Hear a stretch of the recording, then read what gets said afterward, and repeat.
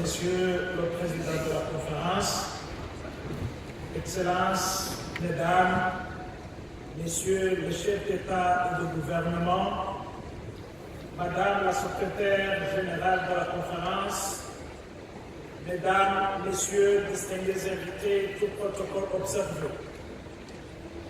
Ma délégation voudrait avant tout exprimer ses sincères remerciements à Sa Majesté le roi Mohamed VI et son pays, le Royaume du Maroc, ainsi que le peuple frère marocain pour avoir accepté généreusement d'accueillir la conférence intergouvernementale pour adopter le pacte mondial sur la migration sûre, ordonnée, régulière dans cette splendide ville de Marrakech, ainsi que pour l'accueil chaleureux et les marques d'attention dont ma délégation a bénéficié depuis son arrivée à l'aéroport jusque dans cette salle.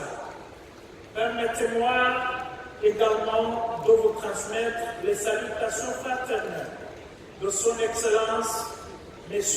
Pierre Nkurunziza, président de la République du Burundi, qui m'a honoré de le représenter dans ces assises, ainsi que ses vœux de plein succès pour cette conférence. Il me plaît en outre de rendre un hommage mérité au secrétaire général des Nations Unies, M.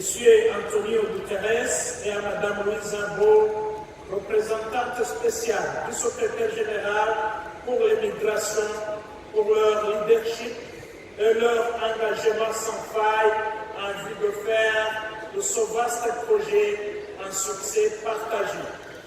Monsieur le Président, personne dans cette salle ne doute que les déplacements forcés massifs des populations constituent aujourd'hui une crise mondiale qui appelle une action collective de la part de la communauté internationale sous la bannière des dirigeants de ce monde.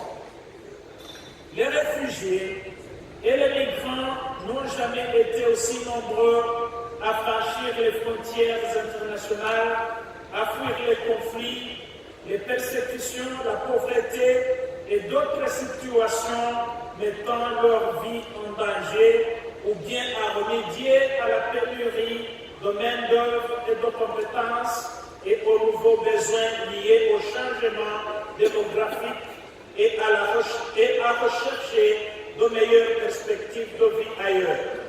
Leur péril comporte des risques considérables.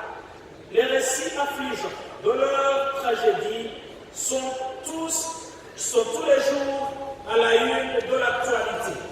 Ceux qui parviennent à destination, ils sont fréquemment en but à l'hostilité et à l'intolérance. Les communautés d'accueil qui s'efforcent de les assister n'y sont souvent pas préparées et sont surchargées par un afflux impressionnant d'arrivants.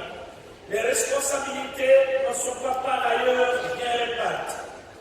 Un petit nombre de pays et de communautés accueillent des réfugiés, demandeurs d'asile et migrants en nombre disproportionné, pendant que d'autres érigent des barrières artificielles à leur arrivée. En plus d'entraîner des pertes en vies humaines, ces déplacements massifs et inévitables de population ont des répercussions plus larges au plan social, économique et politique.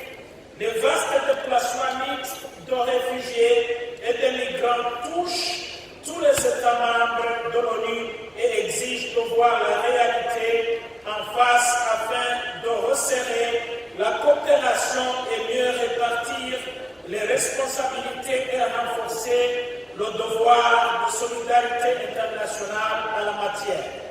Monsieur le Président, la réalité est que la migration est présente. Elle est présente depuis que le monde est monde et elle sera présente pour d'autres siècles à venir. Tout comme l'arbre et l'écorce, la mobilité humaine restera inévitablement avec nous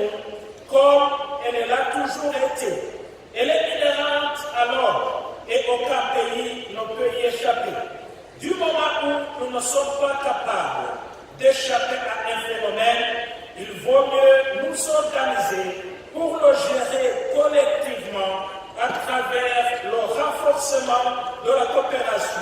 C'est ce que nous faisons aujourd'hui à Marrakech en adoptant ce pacte. L'adoption formelle du pacte mondial pour la migration est un moment historique qui sera gravé en lettres d'or dans l'histoire du multilatéralisme.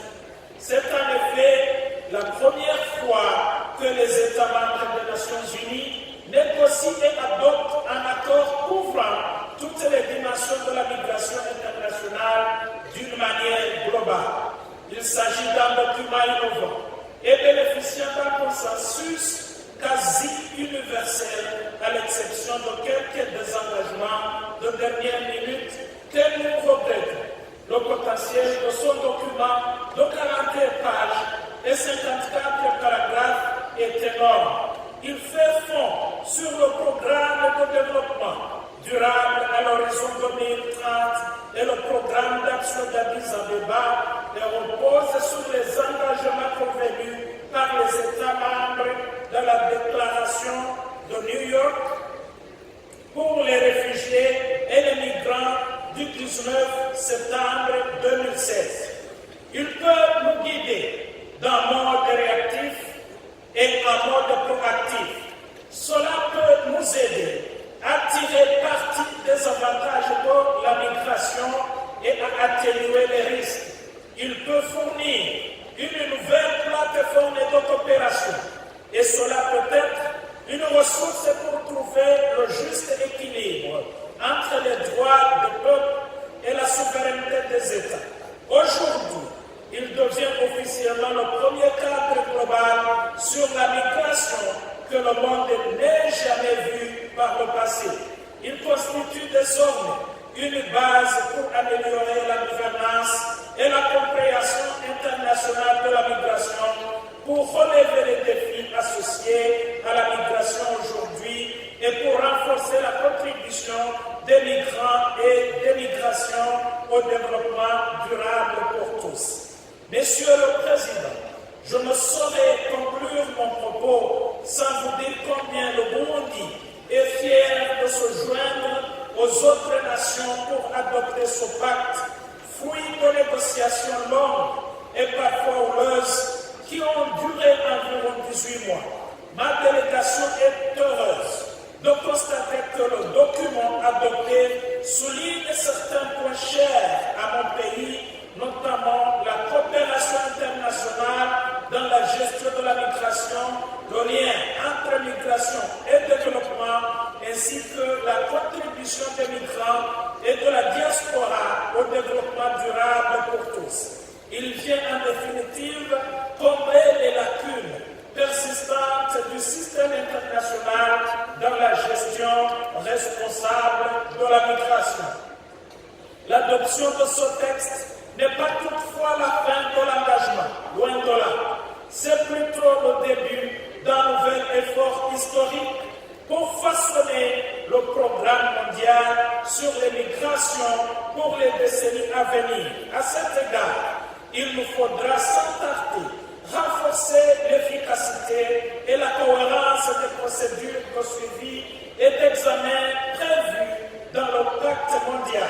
Le Burundi, qui dispose déjà d'une politique nationale de la migration et de la diaspora, poursuivra ses efforts et sa coopération avec les parties prenantes pour apporter sa contribution au renforcement de coopération relative aux migrations internationales sous tous leurs aspects et pour faire de celles-ci un atout pour le développement socio-économique de l'ensemble des États de départ, de transit et d'accueil, réduire les aspects et les perceptions négatives de la migration et surtout faire en sorte que la migration soit un choix réfléchi et non un acte de désespoir et de la peur du lendemain. Je vous remercie de votre aimable attention. Merci.